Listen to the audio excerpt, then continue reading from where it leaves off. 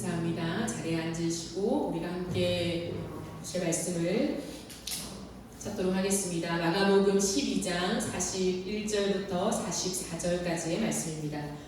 신약 성경 마가복음 12장 41절부터 44절까지의 말씀입니다. 다 찾으셨으면 함께 읽도록 하시겠습니다. 41절부터 함께 읽겠습니다. 예수께서 헌금함을 대하여 앉으사 우리가 어떻게 헌금함에 돈 넣는가를 보실세 여러 부자는 많이 넣는데 한 가난한 과부는 와서 2렙돈 곧 한 고드란트를 넣는지라. 예수께서 제자들을 불러다가 이르시되 내가 진실로 너희에게 이르노니 이 가난한 과부는 헌금함에 넣는 모든 사람보다 많이 넣었도다. 그들은 다 그 풍족한 중에서 넣었거니와 이 과부는 그 가난한 중에서 자기의 모든 소유 곧 생활비 전부를 넣었느니라 하시니라. 아멘. 9월 한 달 동안에는 예수님의 눈과 내 마음이 만날 때라고 하는 시리즈로 설교가 진행됩니다. 오늘은 세 번째 시간으로 드림이라고 하는 제목으로 함께 하나님 말씀을 나누도록 하겠습니다. 오늘 본문을 보시면 참 흥미롭고도 의아한 장면을 보여줍니다. 41절 말씀을 보시면 예수님께서 헌금함을 대하여 앉았다. 헌금함 맞은편에 앉으셨다는 거죠. 그러면서 우리가 어떻게 헌금함에 돈을 넣는가를 보고 계신다고 합니다. 여기서 보다라는 동사는요, 단순히 우연하게 보게 된 것을 말하는 것이 아니라 의도적으로 보고 있는 것을 뜻하는 단어입니다. 우리가 아는 예수님, 그 예수님께서 헌금함에 헌금을 넣는 사람들을 의도적으로 지켜보고 계시다니요. 우리가 아는 예수님과 조금 다른 모습을 발견하게 됩니다. 그런데 예수님께서 헌금함에 돈을 넣는 사람들을 지켜보는데 꽤 많은 부자들이 계속해서 헌금함에 많은 돈을 넣고 성전 안으로 들어가는 것을 보고 계십니다. 예수님은 사람들이 헌금을 많이 넣었는지 적게 넣었는지 어떻게 알 수 있었을까요? 당시에 헤롯 성전이었거든요. 헤롯 성전의 구조를 보면 지금 이곳은 첫 번째 안뜰인 여인들의 뜰에 속한 곳입니다. 처음에 들어가면 입구에 이방인의 뜰이 있어요. 이방인들이 거기까지만 들어갈 수 있다는 의미입니다. 그리고 조금 더 들어가면 여인들의 뜰이 있거든요. 여기에는 헌금함이 있었는데 당시 금속으로 된 나팔 모양의 헌금함들이 있었어요. 그런데 얼마나 많이 드렸는지는 사람들이 동전을 그때 사용했는데 동전을 나팔 모양의 금속으로 된 헌금함에 넣으면 쨍그랑하고 소리가 났다는 거죠. 그러므로 쫙 하는 소리가 났으면 돈을 많이 넣는 거고 그냥 쨍그랑 하면 적게 넣는 것으로 이렇게 들리는 소리로 많은 사람들의 금액을 추측할 수 있었다고 합니다. 당시 헌금함은 13개나 있었대요. 항목이 다양한 거죠. 다양한 종류의 헌금 이름이 새겨져 있었습니다. 그런데 가난한 한 가부가 이제 헌금을 넣는 거죠. 그런데 2렙돈, 곧 한 고드란트를 넣었다라고 되어 있습니다. 렙돈이라고 하는 것은요, 그 당시 팔레스타인에 유통되는 가장 소액의 동전이었어요. 마가는 2렙돈이 얼마냐라고 했을 때 한 고드란트라고 이어 설명해주고 있습니다. 한 고드란트는 한 데나리온이라고 하는 또 화폐의 단위가 있거든요. 한 데나리온의 64분의 1에 해당하는 금액이었어요. 그런데 한 데나리온은 얼마냐면 노동자가 하루 온종일 노동을 해서 버는 품삯이었습니다. 그러니까 오늘날로 따지면 노동자가 하루 일당으로 10만 원을 받는다고 가정해 봅시다. 그러면 이 금액은 약 2,000원 정도 해당하는 금액인 거죠. 그러니까 그 시대에 살았던 사람들에게는요, 한 끼 정도 겨우 먹을 수 있는 그러한 돈, 아주 적은 금액에 해당하는 그런 금액이었습니다. 그런데 예수님께서 이것을 보신 후에요, 제자들을 불러 모으게 됩니다. 그리고는 얘들아, 내가 진실로 얘기한다 라고 하는 표현을 쓰세요. 예수님께서 이 땅에 살아가실 때에 제자들을 부르는 장면, 그리고 진실로 진실로 라고 얘기하실 때는 의미가 있어요. 어떤 의미가 있냐면 특별하고도 중요한 교훈을 하실 때 예수님은 의도적으로 이러한 표현들을 사용하십니다. 예수님께서 아주 중요하게 제자들을 불러놓고 이렇게 말씀하시는 거죠. 얘들아, 이 가난한 과부는 헌금함에 넣는 모든 사람보다 가장 많이 넣었다라고 그들에게 말씀을 하십니다. 근데 예수님은 이어서 그 여인을 그렇게 칭찬하신 이유에 대해서 말씀하시죠. 44절을 보시면 그들은 다 풍족한 중에 넣었거니와 앞선 부자들을 의미합니다. 그러나 이 과부는 그 가난한 중에서 자기의 소유 곧 생활비 전부를 넣었기 때문이다 라고 예수님이 말씀하시는 거죠. 부자들은 풍족한 중에서 일부를 넣은 거고요. 이 가난한 과부는 가난한 중에서 전부를 넣었다라는 거예요. 근데 이것은 단순히 나의 전 재산을 다 드려야 한다는 숫자적인 의미가 아닙니다. 전 재산을 대비한 퍼센트 비율을 말하는 것도 아닙니다. 그렇다면 과연 예수님은 지금 무엇을 보고 계신 걸까요? 헌금함에 돈을 넣는 사람들에게 돈 자체를 보신 거는 분명 아니라는 거죠. 그러면 예수님은 무엇을 지금 주목하여 보고 계신 걸까요? 그것은 헌금을 드리는 자의 삶의 태도를 보고 계신 것입니다. 예수님은 하나님께 드리는 이 헌금을 단순히 돈으로 보시지 않아요. 신앙의 행위로도 보고 있지 않으십니다. 그 헌금을 드리는 자의 삶의 태도로 보고 계시다는 거죠.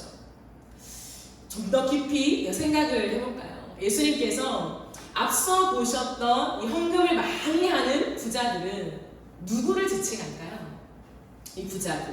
이 부자들은요, 오늘 본문 바로 앞에 나오는 서기관들, 즉 종교 지도자들을 지칭합니다. 12장 38절부터 40절 말씀을 보시면요, 예수께서 가르치실 때에 이르시되 긴 옷을 입고 다니는 것과 시장에서 문안받는 것과 회당의 높은 자리와 잔치의 윗자리를 원하는 서기관들을 삼가라. 그들 과부의 가산을 삼키며 외식으로 길게 기도하는 자니 그 받는 판결이 더욱 중하리라 라고 말씀하십니다. 예수님은 서기관들과 당시 종교 지도자들이 살아가는 삶의 태도를 지금 나열하고 계신 것입니다. 그들은 치렁치렁한 옷을 입고 다니면서 종교 지도자로서의 그런 지위를 자랑하고 있었다는 거죠. 더 낮은 사람들로부터요, 길을 걸어갈 때 사람들이 먼저 어깨를 숙여 고개를 숙여 인사하는 것을 너무 당연하고 마땅하게 받고 있었다는 거죠. 예배를 드릴 때나 모임을 할 때요, 언제나 사람들은 그들을 가장 좋은 자리로 안내합니다. 종교 지도자요, 여기에 앉으십시오. 그리고 어디를 갈 때나 가장 좋은 음식으로 대접을 받습니다. 그런데 그들은 그러한 대접받는 것을 너무나도 마땅하게 여겼다라는 거죠. 그러면서도 그들은 과부의 가산을 삼켰다라고 되어 있습니다.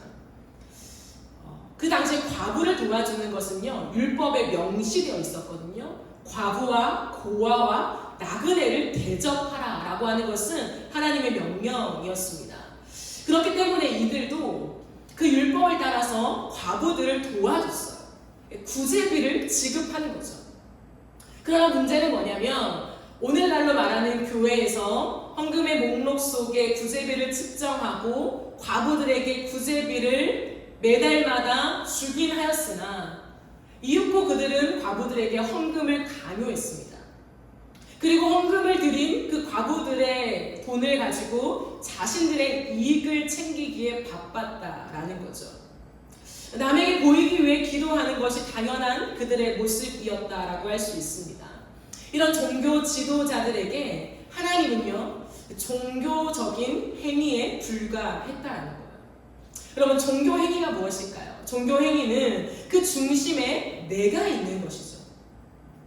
그러게 풍족한 중에 일부를 드리는 삶의 태도를 말합니다. 풍족한 중에 일부를 드리는 삶의 태도는 무엇을 말할까요? 내가 크게 손해보지 않을 정도의 선에서 하나님 앞에 드리는 거죠. 안 드리는 것보다는 타격이 큽니다. 손해하면 손해죠. 하지만 그 정도는 내 신앙 유지비라는 거예요. 헌금을 드려야 내 신앙이 유지되고 내가 하나님께 잘하고 있다는 증거가 되니까 드리는 것이죠. 그러나 큰 출혈이 될 만큼은 드리지 않습니다. 삶에서 내 인생에 큰 출혈이 될 만큼 약자를 돌보지 않았다는 거예요. 언제나 나에게 큰 타격이 없는 선 안에서 모든 것을 행합니다.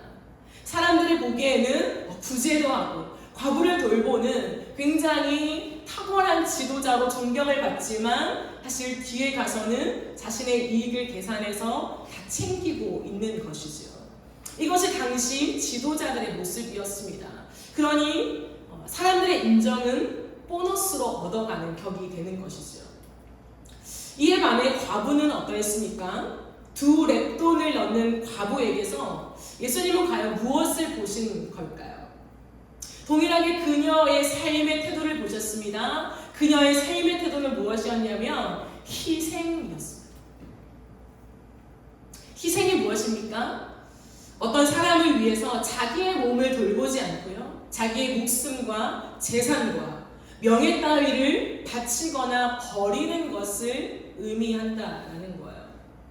과부는 가난한 중에서도 자신의 생활비 전부를 넣었습니다. 즉 과부의 헌금은 그 과부가 자신의 생명을 희생하는 것과 같은 모습이었다는 거예요.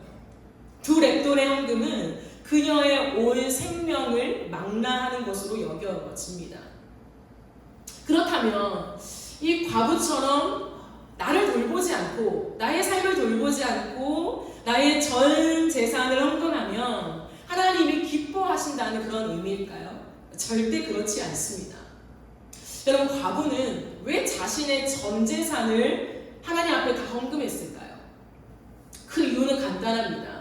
당시 종교 지도자들의 가르침 때문이었습니다. 과부는 무엇인가를 따지지 않고 순전하게 말씀을 따라 희생한 것입니다. 그러나 정작 하나님의 율법을 가르친 종교 지도자들은 말씀대로 헌금하지 않은 것을 대조하고 있는 것이죠. 말만 하고 자신은 손해보지 않을 정도로 헌금하면서 아름답고 화려한 헤롯 성전을 짓고 그것을 유지하길 원했다는 거죠. 왜 그럴까요? 자신을 사랑했기 때문이에요. 여러분 생각해 보세요. 과부가 자신의 전 삶의 재산을 하나님 앞에 드릴 만큼 희생하게 된 그 동력이 된 말씀이 무엇이었을까요? 과부의 마음에는 어떠한 말씀이 들어와 있었기 때문에 하나님 앞에 이토록 자신의 삶을 희생하면서까지 헌금하는 이 모습을 가질 수 있게 되었을까요? 그것 또한요 12장에 나오고 있습니다. 12장 28절부터 31절까지의 말씀을 보면 서기관 한 사람, 종교 지도자죠. 율법을 가르치는 사람입니다. 예수님께 수많은 계명 중에 첫째 계명이 무엇입니까? 라고 묻자 예수님께서 이렇게 대답하십니다. 첫째는 이것이니 이스라엘아 들으라. 주 곧 우리 하나님은 유일한 주시라. 내 마음을 다하고 목숨을 다하고 뜻을 다하고 힘을 다하여 주 너의 하나님을 사랑하라 하신 것이요. 둘째는 이것이니 내 이웃을 내 자신과 같이 사랑하라 하신 것이라. 이보다 더 큰 계명이 없느니라 라고 말씀하십니다. 서기관들은 가장 크고 중요한 율법을 이미 듣고 알고 있었습니다. 하나님 사랑, 이웃 사랑이죠. 그러나 그 하나님을 사랑하되 어떻게 사랑하라고 말씀하고 있습니까? 마음을 다하고 목숨을 다하고 뜻을 다하고 힘을 다하여 유일하신 우리 하나님을 사랑해야 한다. 그리고 내 몸과 같이 이웃을 사랑해야 한다. 이 강령이요, 이 말씀이요.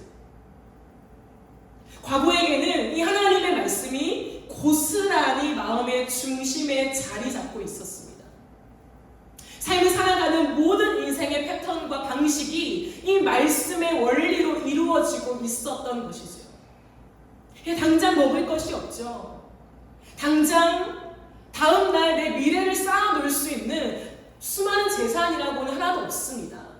하지만 이 여인은 하루하루 살아가는 동안에 언제나 하나님을 사랑하되 내 마음을 다하고 목숨을 다하고 뜻을 다하고 힘을 다하여 살아가는 것이 무엇일까를 고민하며 살아갔다는 거예요. 당시 과부라는 것은 다른 사람으로부터 도움을 얻어 살아가는 사람이었습니다. 도움을 얻어야만 살아갈 수 있는 지경의 사람이었다는 거예요. 그러나 이 과부는 날마다 생각했습니다. 이웃을 내 몸과 같이 사랑한다는 것이 무엇일까? 과부에게 가장 필요한 것은 다른 사람의 도움이었습니다. 오늘 하루 누군가의 도움 없이는 살아갈 수 없는 자신의 형편을 누구보다 잘 알고 있죠. 그 눈물을, 그 애환을, 그 서글픈 마음을, 그 없는 중에 살아가야만 하는 이 생계의 치열한 사투를 누구보다 잘 알고 있었습니다. 그렇기 때문에 내게 지금 받은 것을 가지고 내가 먹기 바쁜 것이 아니라 나와 같이 살아가는 또 다른 사람, 나처럼 오늘의 눈물을 껴안고 그것을 삼키며 살아가는 또 누군가가 있지 않을까. 남편도 없이 홀로 이 험난한 세상을 살아가는 그 여자의 마음이 어떠할까. 그 마음을 곱씹고 곱씹으면서 자신이 가진 것을 또다시 하나님께 드리면서, 하나님, 저도 궁핍하지만 하나님, 오늘은 이 전 재산, 나의 모든 것을 나와 같은 또 누군가의 배를 채우기 위해서 제가 기꺼이 드릴게요. 하나님, 이것이 이웃을 내 몸과 같이 사랑하라고 하는 말씀이라면 제가 그렇게 하나님 앞에 드리는 예배로 나아갈게요 라고 하는 그 마음으로 하나님 앞에 드렸다는 것. 종교 지도자들은 전혀 달랐습니다. 하나님을 사랑하되 마음을 다하여 목숨을 다하여 뜻을 다하여 힘을 다하여 사랑하십시오. 이웃을 내 몸과 같이 사랑해야 합니다 라고 하는 말씀을 아주 강력하게 외치긴 했지만 그 가르침이 끝나고 자신의 삶으로 돌아와서는 자신의 안정된 삶을 꾸리기에 바빴다는 거예요.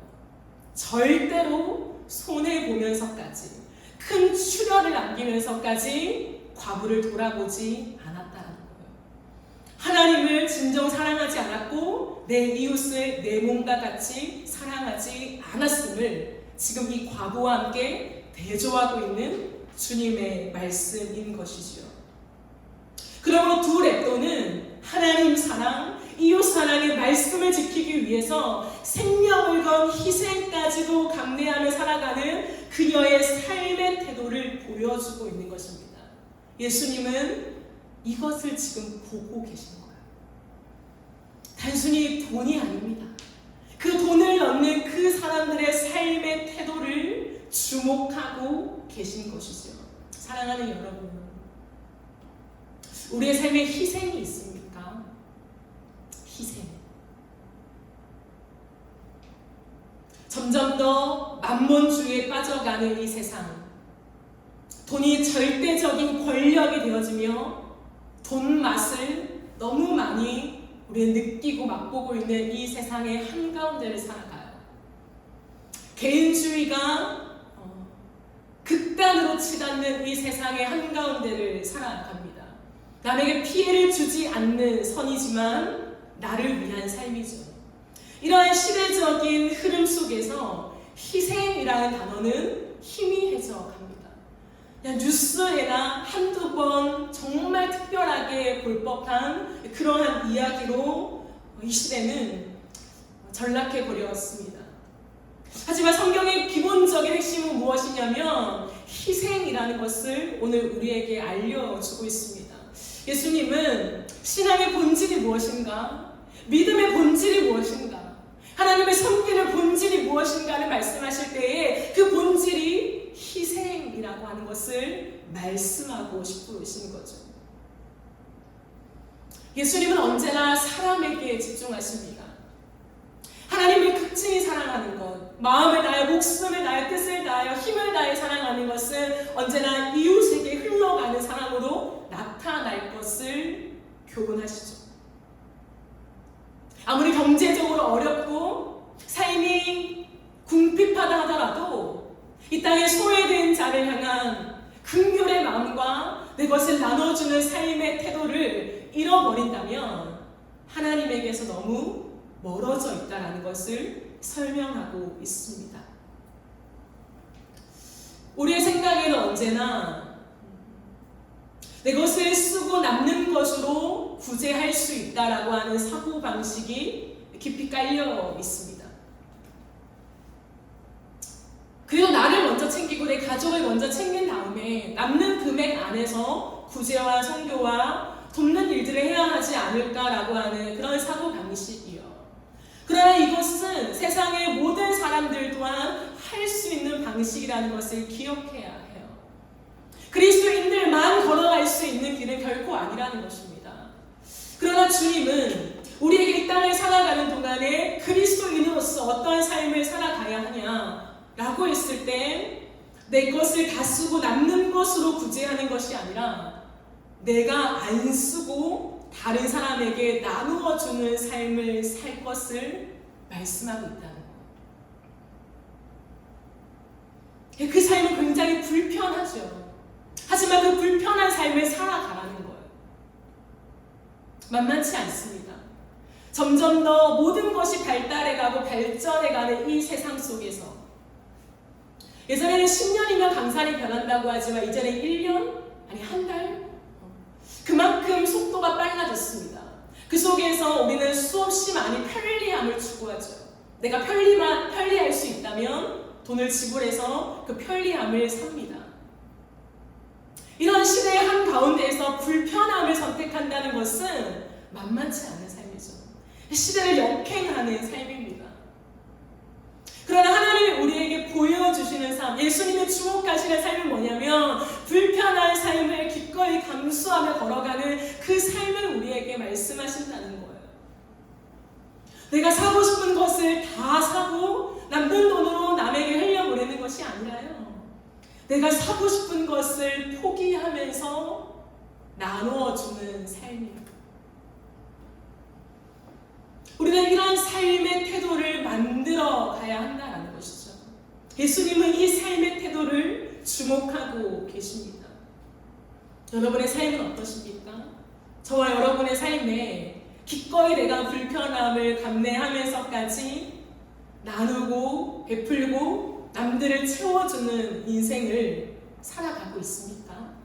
이것은 한두 번의 이벤트가 아니에요. 어떠한 때에 하나님의 큰 감동 속에 할 수도 있죠. 하지만 예수님이 지금 주목하고 있는 것은 1년의 잔치처럼 어떠한 절기 때에 이 여인이 한번 드렸어 라고 하는 것을 말씀하시는 것이 아니라 삶의 태도를 말씀하고 있다는 것에 우리는 주목해야 합니다. 내 이웃을 내 몸과 같이 사랑하라라고 하는 말씀을 모르는 사람은 없죠. 하지만 그것이 무슨 의미인가를 추적해가는 사람이 너무 적다는 것이죠. 내 몸과 같이 이웃을 사랑한다. 그것은 언제나 내 삶을 봤을 때 내가 필요한 것에 다른 사람도 필요로 하고 있다는 것을 우리는 전제해야 한다는 거예요. 내가 갖고 싶은 것을 다른 사람도 갖고 싶겠죠. 그러므로 내가 다 취하고 남는 돈 가지고 내가 사는 것보다 낮은 등급을 사서 형편이 어려운 사람한테 나눠주는 그러한 원리가 아니에요. 그것도 감사하겠죠. 가난한 사람들은. 하지만 그러한 원리가 아니라는 거예요. 여러분 그렇게 해보신 적 있어요? 내가 정말 내가 사랑하는 사람에게 선물해 줄 수 있는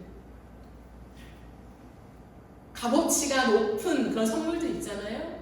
그것을요 다른 사람한테 선물해 보신 적이 있나요? 우리는 아까워하는 마음이 든다는 거예요. 내 몸과 같이 이웃을 사랑한다 라는 건 언제나 가정 정도는 가능할까요? 하지만 그 울타리를 넘어서기가 만만치 않아요. 그럼 반드시 기억해야 되는 게 뭐냐면 그리스도인의 섬김은 동량이 아니에요. 하나님이 우리에게 가르쳐 주신 섬김의 방법과 패턴과 모양은요, 구걸하는 사람들한테 동량하듯이 우리의 것을 주는 것이 아니라는 것을 말해요. 내 몸과 같이 사랑하라. 나처럼 사랑하라. 나처럼 대우하라. 라고 하는 거예요. 이것을 깊이 묵상하지 못한다면 우리는 어느 순간 종교 지도자들의 모습에 가까이 가고 있는지도 모릅니다. 큰 출혈이 없는 데에서 헌금을 하고 하나님을 섬기고 많은 모양을 갖추고 있으나 하나님에게서는 멀어진 모습이요. 저는 예전에 어릴 때의 기억이 가끔씩 나는데 항상 떠오르는 장면이 있어요. 그건 뭐냐면 제가 어릴 때, 철없는 어릴 때 엄마에게 참 많이 투정을 부렸어요. 엄마한테 그러면 안 되지만 뭐라고 하는 거예요. 내가 엄마를 가르치는 것처럼 막 뭐라고 하는 거예요. 근데 어떨 때 엄마에게 제가 가르치듯이 이렇게 버릇없게 했냐면 저희 집이 다소 가난했습니다. 그런데 간식과 먹거리가 부족했어요. 부족한 가정 속에 하나의 어떤 군것질거리, 먹거리가 얼마나 귀중합니까? 그런데 엄마는 항상 없는 돈에서 시장을 봐오시잖아요. 그러면 과일을 몇 개 사오시면 과일 5개 중에 늘 2개는 다른 사람을 줘요. 경비 아저씨를 꼭 하나 드리고 또 이웃 사람들을 만나면 누군가 꼭 하나를 주고 와요. 그래서 평균적으로 5개를 사면 3개만 들고 오시는 거예요. 근데 우리 집은 5명이거든요, 식구가. 언니도 2명 있고, 이렇게 엄마, 아빠 5명의 식구가 살아가는데, 3개가 너무 부족한 거예요. 그런데 한두 번이 아니라 항상 그러시는 거예요. 옥수수를 사오면 옥수수를 늘 경비 아저씨 하나 드리고, 옆집 사람 하나 주고, 그리고 나머지를 가지고 와요. 어느 날 제가 화가 났어요. 엄마! 소리를 질렀어요. 우리도 먹을 게 없는데, 왜 자꾸 남을 줘? 경비 아저씨가 우리보다 훨씬 더 잘 살아. 제가 그랬어요. 근데 엄마는 항상 저에게 뭐라고 하셨냐면, 야, 욕심 좀 부리지 마라. 나눠주는 게 당연한 거야. 라고 하시면서 항상 똑같은 태도를 유지하셨거든요. 제가 되게 창피한 적이 있었어요.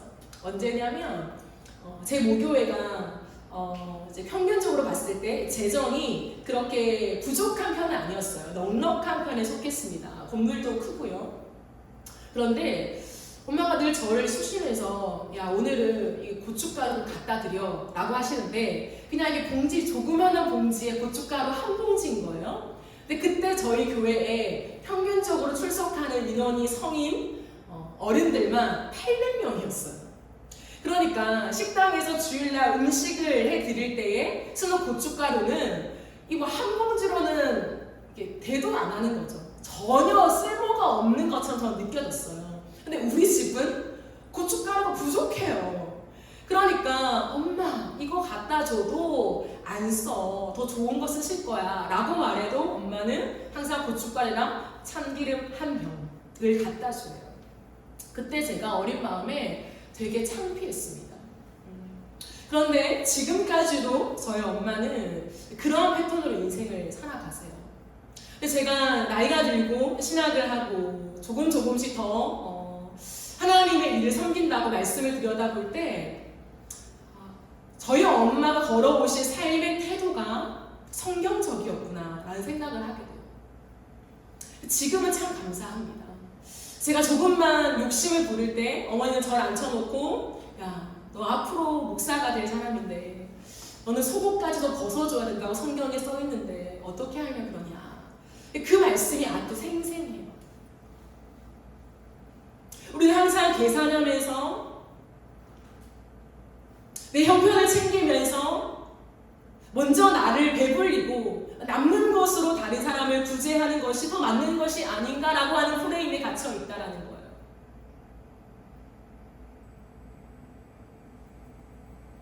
내가 산 것보다 더 좋은 것을 누군가한테 선물해 본 적이 없는, 좀 가난하고 힘든 형편 있는 친구들을 만나면 내가 가졌던 것 중에 좀 좋은 거?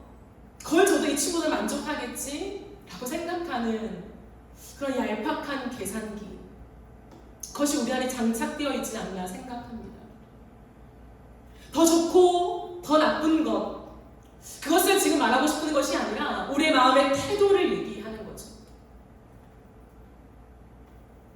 나는 언제나 비싼 거를 해야 하지만 섬길 때는 그것보다 낮은 것을 우리는 생각하지 않냐라고 하는 그런 질문인 것입니다. 우리의 삶에 진정한 희생이 있습니까? 나에게 정말 큰 출혈을 감내하면서까지 흘려보내는 삶의 기록들이 얼마만큼 저장되어 있으십니까? 우리는 이러한 삶을 살아가야 해요. 내 삶이 빠듯해도 우리는 기꺼이 그 길을 걸어가야 합니다. 돈을 더 많이 벌면 내가 구제할 수 있을 거야. 아니에요, 여러분. 저희 인생 속에서도 마찬가지였습니다. 부족하지만 정말 없는 중에 나와 같은 비슷한 형편의 사람들, 아니면 어떠한 감동을 주셨을 때 말이 안 되게 내가 쓰는 것보다 훨씬 더 많은 금액을 흘려보낸 적도 있었습니다. 정말 이게 맞나? 라고 생각하지만 그때마다 제 마음속에 드는 생각은 뭐냐면 내 이웃을 내 몸과 같이 사랑한다는 것이 무엇일까? 였습니다.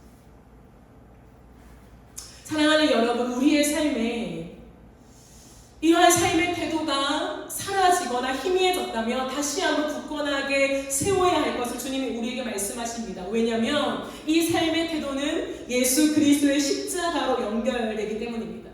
예수님은 우리에게 자신의 전부를 주셨습니다. 우리를 살리기 위하여 희생하셨습니다. 왜요? 단 한 가지 이유 때문이었습니다. 그것은 사랑이었습니다. 예수님의 내면의 동기는 언제나 사랑이었습니다. 하나님을 사랑하고, 그리고 저와 여러분을 사랑하는 그 동기로 자신의 모든 것을 내어주는 그 희생을 우리에게 주셨다라는 것이죠. 그러기에 여러분, 예수님은 이 과부에게 무엇을 보셨을까요? 이 삶의 태도 속에 무엇을 보셨을까요? 자신을 보신 거예요. 정말 비천하게 살아가는 이 여인, 남편도 없고 세상의 정말 극소의 계층 속에 살아가는 이 여인의 모습 속에서 예수님 자신의 모습을 지금 발견하고 계신 것이었습니다. 하나님을 사랑하고 이웃을 사랑하는 그 모습이 예수님과 너무나도 닮아 있었다는 것. 그래서 예수님은요, 두 렙돈을 가장 가치 있게 받으셨습니다. 기쁘게 받으셨습니다. 이것을 자랑하고 싶으셨습니다. 이것이 우리의 주님의 마음이라는 것을 여러분 기억해야 합니다. 그 당시에 수많은 종교 지도자들은요, 많은 돈을 가져서 정말 화려한 헤롯 성전을 짓는 것이 하나님의 나라를 세우는 것이라 생각했어요. 그래서 자신만의 이윤이 있었죠. 우리가 이 헌금을 많이 거두어서 하나님 나라를 위해서 우리가 정말 멋진 성전을 세울 거야. 수많은 사람들이 주님을 예배하게 우리가 만들 거야 라고 했습니다. 그러나 예수님은 이것을 곧바로 허무시죠. 이 헤롯 성전은 곧 허물어질 것이다 라고 말씀하십니다. 하나님의 나라는 돈으로 세워지는 것이 아니다. 하나님의 나라는 하나님을 향한 순수한 사랑을 통해 희생하는 그 누군가의 땅으로 세워지는 것이다 라고 하는 것을 교훈하고 싶으셨던 것입니다. 그러므로 반드시 기억하십시오. 하나님의 나라를 세워가길 원하십니까? 이 땅에서 하나님, 내가 하나님의 나라를 세워가길 원해요 라고 생각하십니까? 그러면 돈에서 눈을 돌려야 합니다. 이 땅은 여지없이 돈입니다. 우리가 하나님의 나라를 세워가야 되기 때문에 돈을 많이 거두어서 내가 잘 살고 싶은 것이 아니라 멋진 건물, 교회 건물을 세워서 수많은 사람들이 편리하게 이용할 수 있는 그런 공간을 만들게요. 그것이 하나님 나라의 확장에 내가 보탬이 되는 것이 아닙니까? 라고 얘기하지만 주님은 No, 아니다. 주님은 언제나 아니라고 말씀하세요. 희생입니다. 삶의 태도 속에 희생이 있냐? 그렇다면 그 희생으로 살아가라. 내가 그 삶 속에 내가 알아서 내 나라를 세울 거야. 주님은 그 원리를 이 본문에 담아서 얘기하고 계신 것입니다. 그러므로 교회는 돈으로 세워지는 게 아니에요. 건물로 세워지는 것이 아닙니다. 화려한 건물이 있다고 사람들이 많이 모여드는 것이 아닙니다. 비록 이런 대관하는 공간일지라도 비교적 사람들이 오고 가는 게 너무 불편하겠죠. 아니, 많이 불편할 수도 있습니다. 늘 세팅을 하고 세팅을 푸는 번거로움을 매주마다 2번씩이나 감내해야 합니다. 하지만 그런 곳이라 할지라도, 정말 보잘것없는 곳이라 할지라도 이곳 가운데 속해 있는 한 사람 한 사람이 희생의 삶의 태도로 살아간다면, 내 이웃을 내 몸과 같이 사랑하는 것이 무엇인가를 삶으로 실천하며 살아간다면 이곳이 하나님의 나라가 될 줄 믿습니다. 그게 교회예요. 말씀을 맺겠습니다. 예수님은 헌금함에 돈을 넣는 사람들을 의도적으로 지켜보셨습니다. 단순히 돈의 액수를 보지 않으셨습니다. 하나님 앞에서 살아가는 삶의 태도로 보셨습니다. 서기관들은 자신이 손해보지 않는 선에서 하나님을 섬겼습니다. 그러나 과부는요, 자신을 희생하면서까지 하나님을 섬겼습니다. 생활비 전부를 헌금한 이 동기는 2가지였습니다. 마음을 다하고 목숨을 다하고 뜻을 다하고 힘을 다하여 하나님을 사랑하는 마음 때문이었습니다. 그리고 내 이웃을 내 몸과 같이 사랑하는 마음 때문이었습니다. 그것이 바로 희생으로 드러났습니다. 여러분, 예수님은 이 여인에게서 예수님 자신을 보십니다. 이 여인의 희생은 하나님을 사랑하고 이 온 땅에 있는 죄인들을 사랑하여 자신의 생명을 주실 수밖에 없는 그 예수님의 희생과 너무나도 닮아 있습니다. 그래서 그것을 드러내어 칭찬하셨습니다. 그러므로 하나님께 드림은 돈의 가치를 넘어 삶의 태도를 반영합니다. 큰 출혈이 없는 선에서 눈가림만 하면서 하나님을 섬기지 맙시다. 우리 하나님은 유일한 주신이 마음을 다하고 목숨을 다하고 뜻을 다하고 힘을 다하여 우리 하나님을 사랑합시다. 그리고 내 이웃을 내 몸과 같이 사랑합시다. 이렇게 하나님을 사랑하고 이웃을 사랑하는 삶의 태도는 드림으로 나타납니다. 2렛돈을 드린 과부처럼 나의 목숨을 건 희생을 하나님께 드리게 됩니다. 이것이 예수 그리스도의 희생이요 예수 그리스도의 십자가입니다. 그러므로 움켜쥐지 말고 끝없이 나누며 삽시다. 손을 펴시다. 그곳에 그리스도의 향기가 가득하게 될 줄 믿습니다. 그곳에 하나님의 나라가 이루어지며 하나님의 나라가 확장되어져 갈 줄 믿습니다. 바라는 것은 이 땅을 살아가는 치열하게 살아가는 청년 세대 여러분, 우리가 이 희생의 삶의 태도로 걸어갈 때에 저와 여러분을 통하여 하나님이 우리의 인생 속에 담겨지는 놀라운 은혜가 있기를 주의 이름으로 축복합니다. 우리 시간 함께 찬양합시다.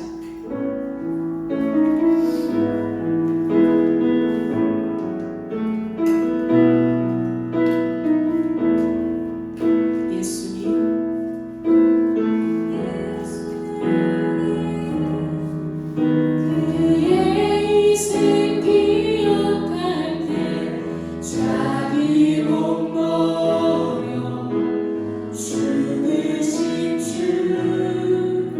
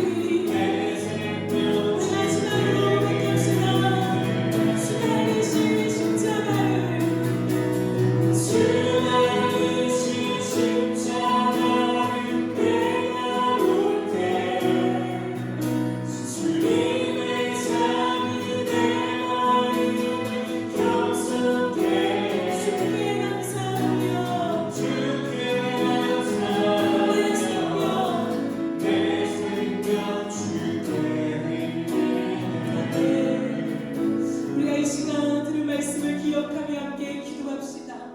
사랑하는 여러분, 마음을 다하여, 목숨을 다하여, 뜻을 다하여, 힘을 다하여 유일하신 우리 주 하나님만을 사랑합시다. 내 이웃을 내 몸과 같이 사랑한다는 것이 과연 무엇인가? 날마다 십자가를 묵상하며 우리의 삶을 점검해보며 그 희생의 삶을 기꺼이 살아갑시다. 힘든 이 세상 속에 어려운 경제난 속에 있지만 그럼에도 불구하고 생명을 던진 희생의 사랑을 예수로부터 이미 받았으니 우리도 기꺼이 이 세상 한복판에서 희생이라고 하는 두 글자를 적어내는 인생으로 걸어갑시다. 하나님, 내가 그 삶을 살기 원합니다. 두 랩돈을 들인 과부가 내가 되어지길 원합니다. 내 삶에서 예수가 보여지게 하시고 내 인생의 한 걸음 한 걸음마다 예수의 흔적을 남기는 삶이 되어지게 하여 주시옵소서. 우리 시간 주여 한번 부르며 기도하며 나갑시다. 주여,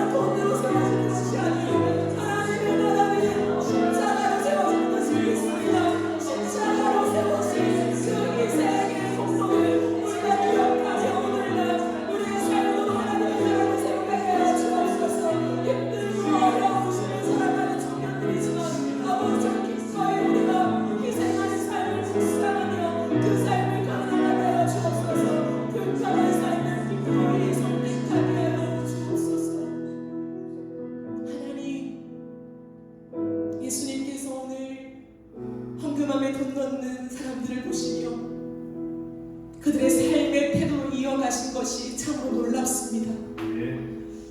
돈을 들었는데 그 돈 뒤에 그의 삶의 태도를 보시며 두 랩돈을 드린 과부에게는 희생의 삶이 있었다라고 하는 것을 칭찬하시며 그를 인정해 주신 예수님, 우리의 삶에 예수님이 나타나는 삶이 되어지기를 소망합니다.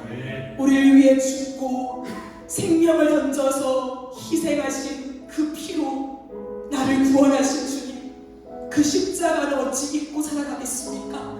날마다 십자가를 바라보겠습니다. 날마다 생명 주신 그 희생을 새기며 살아가겠습니다. 힘들고 어려운 세상의 한복판을 살아갑니다. 하지만 움켜쥐지 않겠습니다.